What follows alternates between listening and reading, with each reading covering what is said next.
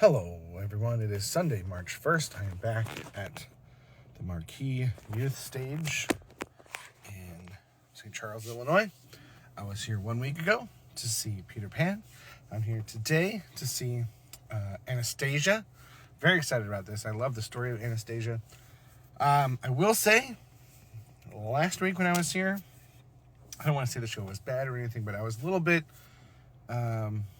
I don't even want to say I was underwhelmed, but just, I drove a long way. That's on me. That's not the stage's fault. I drove an hour and a half. The show was an hour. And then I drove an hour and a half back.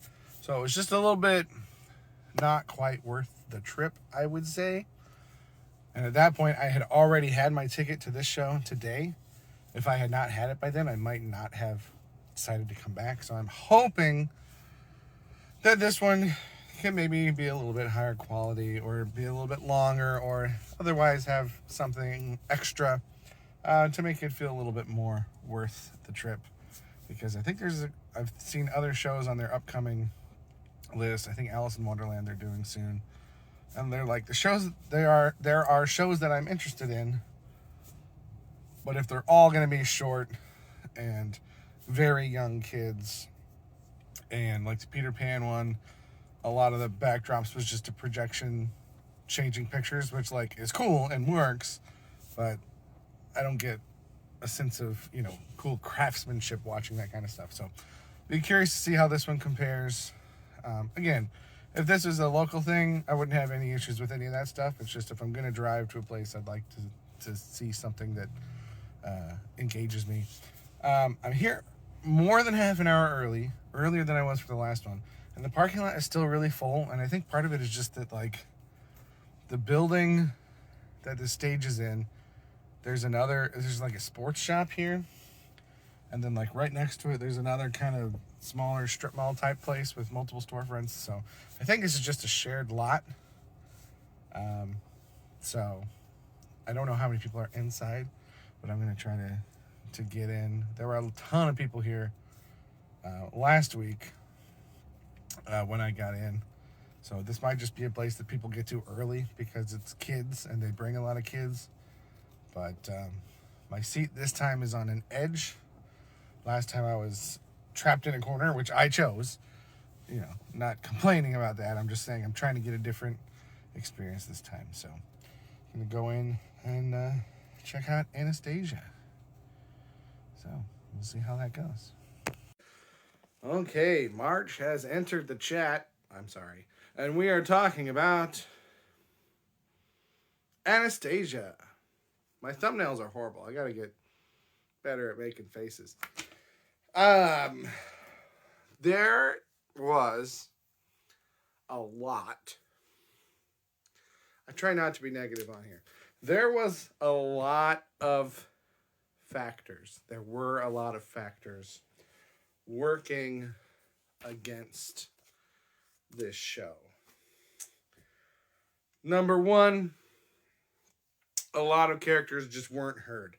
I don't know if they just didn't have mics and people thought that they would be heard well, they would project well, and they just didn't. Or if the mics were malfunctioning, or if the person running the soundboard failed to turn those mics on at the appropriate times. Because even some of the main characters or the larger roles had a couple mic issues. I would say, this is the 21st show I've seen this year. I would say easily most mic issues that I've seen in a show yet. Also some lighting issues. Many times there were a lot of scene changes in this play. And many times all the lights, both in the auditorium and on the stage, would go dark and the curtain would start closing. And then the lights would come on behind the curtain and they would change the scenes. Multiple times the lights came back on before the curtain had finished closing. Which, isn't horrible, but it just kind of, it's not clean. Also, my seat was worse. Last time I was at this theater, I was trapped in the back corner against a wall, but there was quite a bit of space between me and the wall, so I had lots of elbow room. and there wasn't a lot of leg room, but I could kind of tuck my legs back when I needed to readjust. And I think I said in the video, maybe I didn't say it in the video, but I wrote it in my notes. There was a person in the seat next to me, but it felt like I had another seat next to me. I think because she was very close over next to her kid, and I had plenty of room this way, so like it was just there's a lot of space. The only problem was that if I needed to get out, there's no leg room, so it would have been a problem to try to move past everybody. So today, I was on the right edge of the center portion next to an aisle, still in the back row, but not against the wall. But they have these metal structures. They're like bollards, but they're just past the armrest. And you know, if you've ever been in a place like this, you know your arms don't stop at the armrest. So like right where my arm wants to fall naturally over and past the armrest, there's just this big metal thing there. It got in my way, so it kept me from having elbow room. Luckily, the seat next to me on my left was empty. One of the few empty seats. There were lots of people there, but uncomfortable. And my right armrest, as I was trying to find a comfortable position for my right armrest completely came off. The top portion of it, I thought it had just broken off, but I realized later it kind of slides into place, but it doesn't lock. So I don't know if there's screws or bolts or something that had come undone, or if something broke. So I attached it as best as I could when I left, but that was annoying. And also, where I was sitting was right next to a light. It wasn't used all the time, but it was a spotlight that was used for a lot of the solo singing. So anytime that came up, just this whole part of my vision, my field of vision, is just this huge, bright light going right next to it, which was distracting.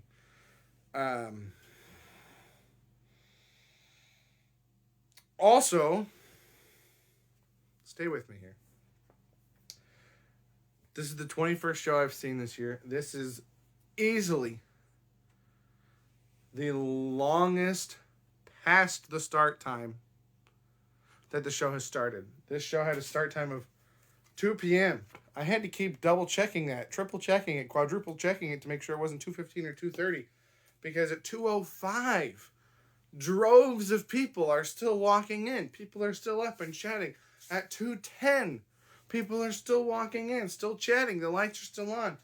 It wasn't until 2:11 that one of the employees came on to give the opening announcements, and then the show itself didn't start until 2:12. 12 minutes past the start time. And then, at the intermission, they announced that it would be a 15-minute intermission. That intermission lasted 31 minutes. So that's 12 minutes past the start time. I'll give you 11 for the announcements. 11 minutes past the start time. And 16 extra minutes of intermission. 27 minutes, nearly half an hour. Not incorporated into what should have been the length of this show.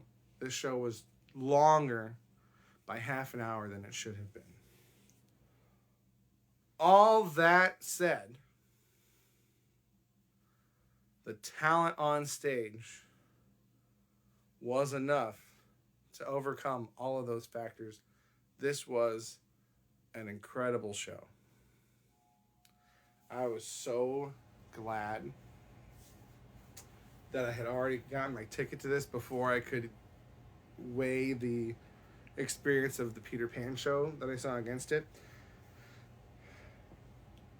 The overall age of this group was much older than the Peter Pan group. Seemed like mostly high schoolers, a couple junior high kids in the ensemble, but the main roles and most of the ensemble seemed to be high school. It's called the youth stage, so I don't know if there's a cutoff at 18 or how that works. The opening scene, the grandmother was pretty good, but they had an alternate actress playing the younger version of Anastasia, and her family and the people there in the palace. The opening scene didn't quite grab me, and there was this big dance scene, and it's Once Upon a December is the big song, and in the movie, which I'm going to reference the movie probably a little bit. It literally says on the program, inspired by the 20th Century Fox Motion Pictures, and then it says by special arrangement with Buena Vista Theatrical, which is Disney, right? So this one, unlike Peter Pan, does say the production company, but it says based on the movie. So I know Anastasia, it's kind of one of these based on a true story, but not really, but inspired by true events kind of things. But this is very clearly a lot of the songs were from the movie, very clearly a stage version of the movie. But in the movie, you have the ghosts, and I guess that part came later, but big ballroom. And so you just have this really long dance scene of ballroom dancing at the start. And as I've made clear multiple times in the past, I'm not a fan of long extended dance scenes generally. And so starting the show off like that when I'm already in a bad mood because the show started 12 minutes late and my seat's not comfortable. Um, I was worried first couple scenes of this show. But as soon as the main cast started, the girl playing Anya and the boys playing Dimitri and Vlad, my tension started easing because they were all very, very good actors, very good singers. Again, you had some mic difficulties even with some of them, especially the boys. I think just because their voices were lower, they weren't cutting through as much. Anastasia cut through really well, even when her mic wasn't working, but usually their mics were working. Um, and then just as the show went on, I noticed these other issues, the sound issues and the lighting issues and the spotlight right next to my head. But there was just a lot of talent on the stage. Um, no backdrop. They just used the screen, and there were a lot of scene changes.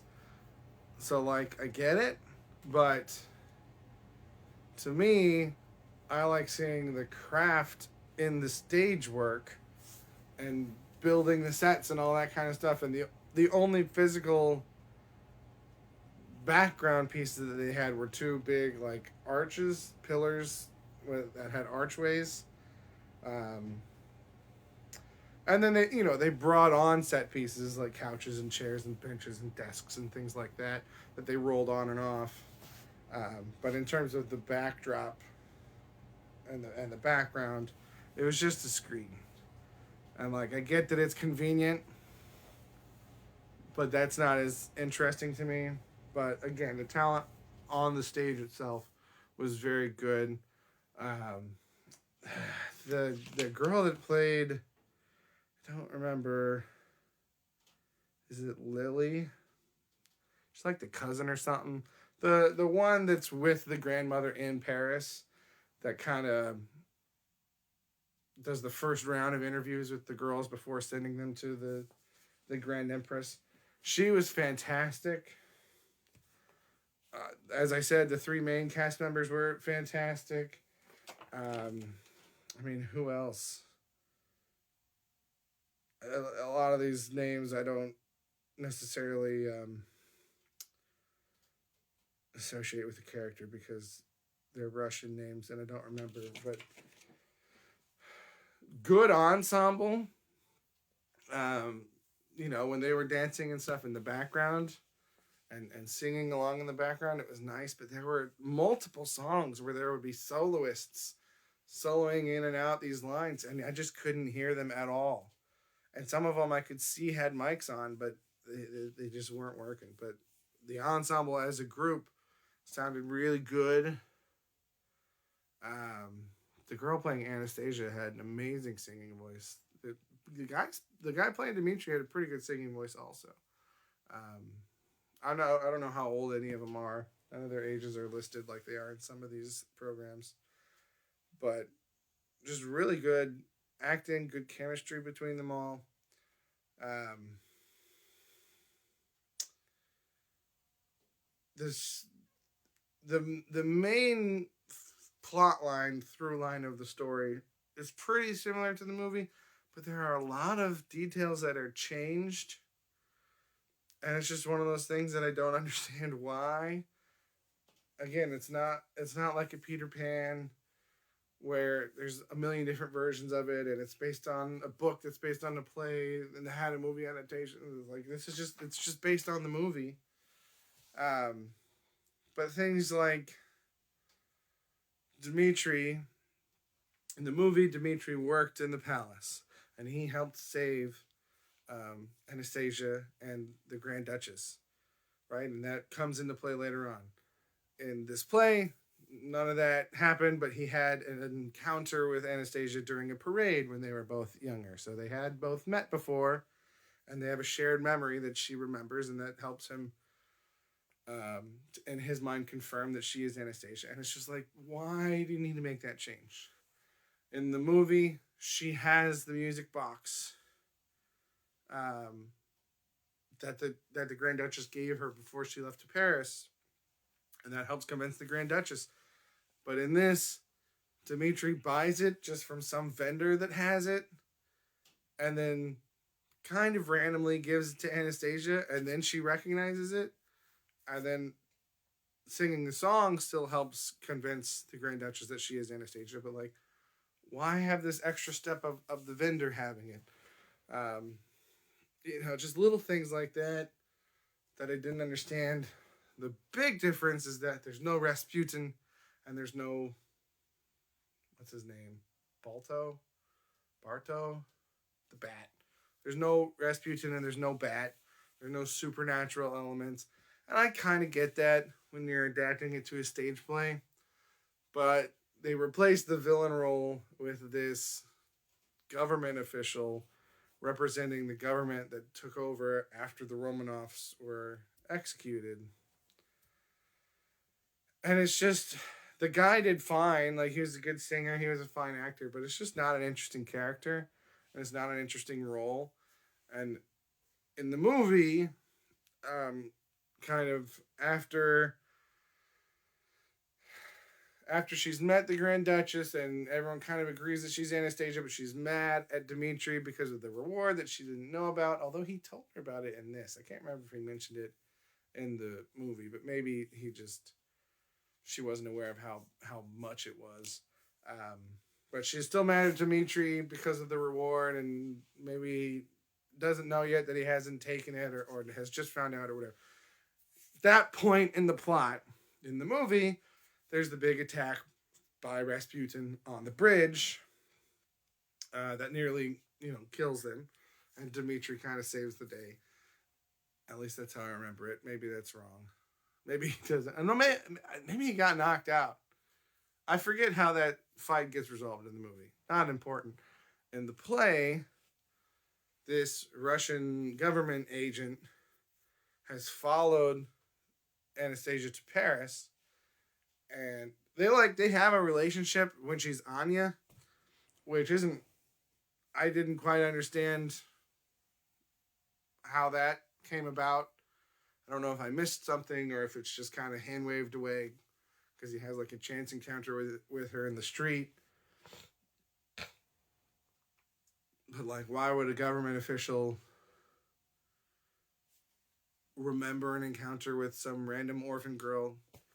And then later on, there are other women that know Dimitri, and they report Dimitri and Vlad doing this con to this agent, and he kind of dismisses it, but he does bring Anastasia in or bring Anya in at some point and question her about it and tell her that it's dangerous and that she might get killed if she keeps it up and warns her not to. And it's like, why does he care about her? Why is he trying to help her? He doesn't seem like an overly empathetic character, so it's very strange. Like I said, the actor did fine, but it's a strange role. It's a strange character. It's a strange dynamic. So when we get to that part in the plot in the stage version, he comes in. I don't know what room it's supposed to be in, if it's in the palace or in a hotel, or I don't remember, because again there were no backgrounds. But he basically confronts Anastasia has a weapon, threatens to shoot her, points it at her, and then just kind of is like, I can't do it. I guess. And like, there's a little thing where like his father is the one that killed her family, or was at least one of the ones that killed her family.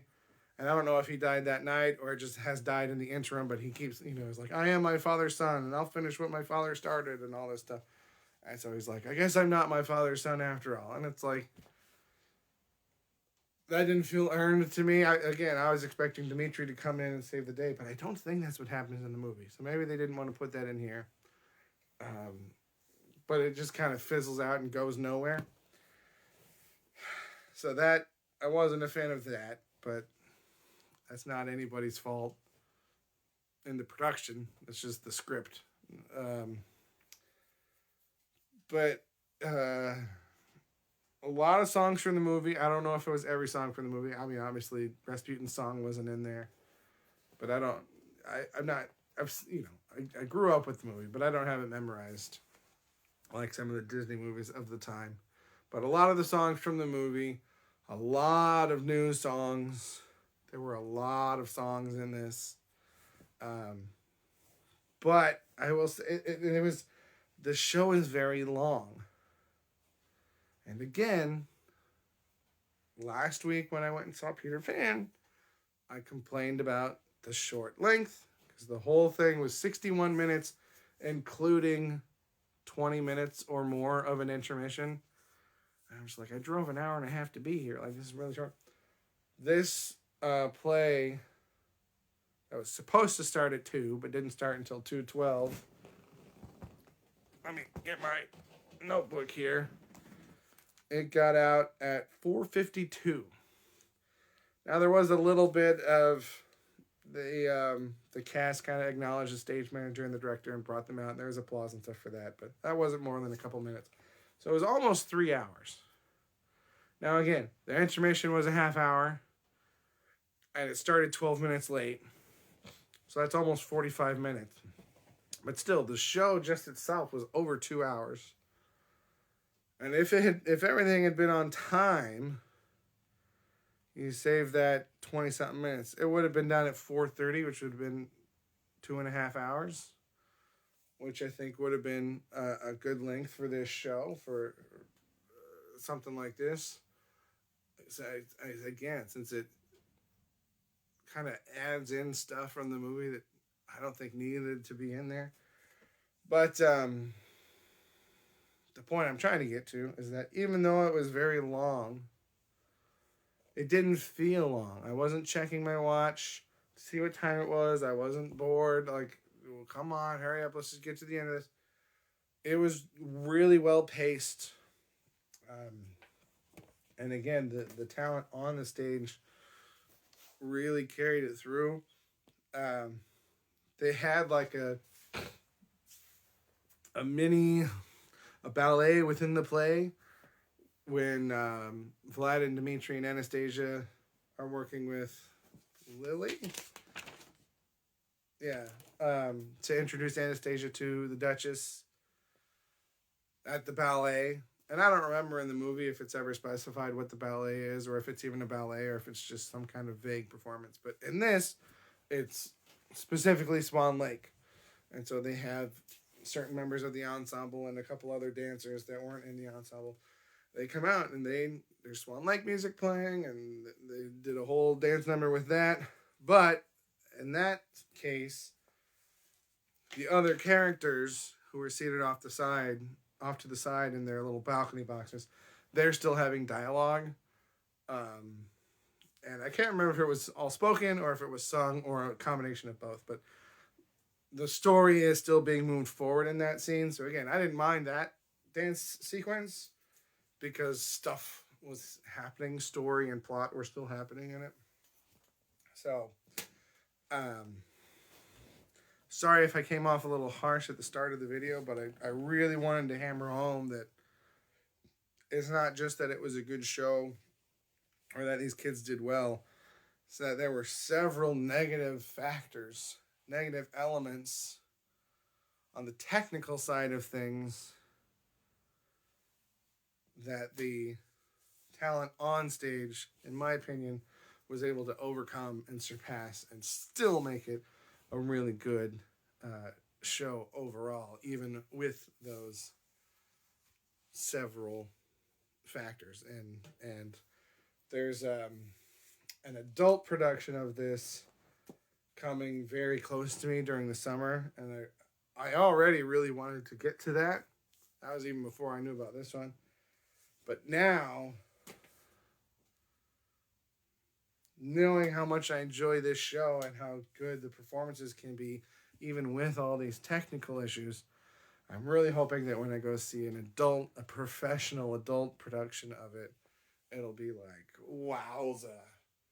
So, hopefully, I'm not going to build up my expectations too high that it causes a problem.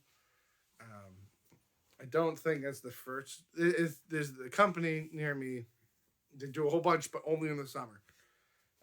So I don't remember if that's the. I don't think it's the first one. So I'll try to get to another one at that place beforehand, just to set expectations for that venue and that quality level, because I don't like setting my expectations too high. But I am looking forward to see another version of this, another production of this, and to compare and contrast. And hopefully it won't use a screen as the backdrop. Hopefully it'll have more traditional backgrounds, and I can kind of compare and contrast that.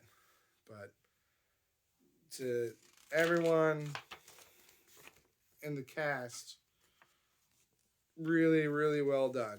And I'm not trying to be too hard on the crew members. I know it's very easy for things to go wrong, and sometimes things go wrong in a way that you can't necessarily fix in the moment. And the stuff with my seat, that's not anybody's fault. That's just how that is, and now I know that, and I won't sit in that spot anymore. My cat's getting into something.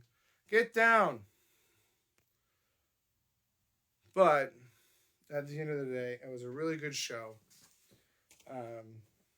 And it has persuaded me, because I was kind of up in the air about these other shows.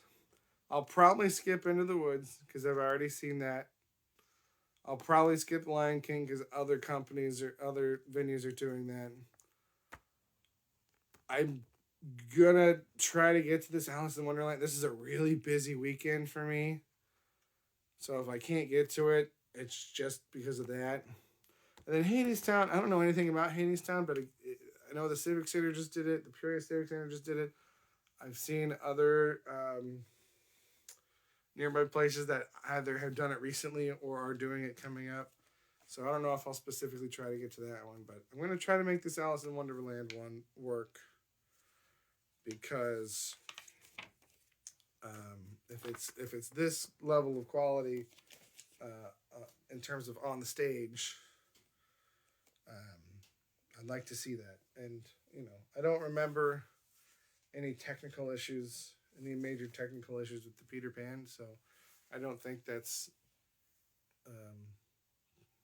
something I should expect from this venue. I think it was just, and maybe it was just a one night thing. They did multiple performances of it, so maybe it was just a bad night for that. I don't know. But good show, good performances. I'm tired. I'm gonna get this video ready to go, and then I don't even know if I'm gonna post it today or tomorrow, but I gotta get ready for bed. Thanks for watching. Have a good day.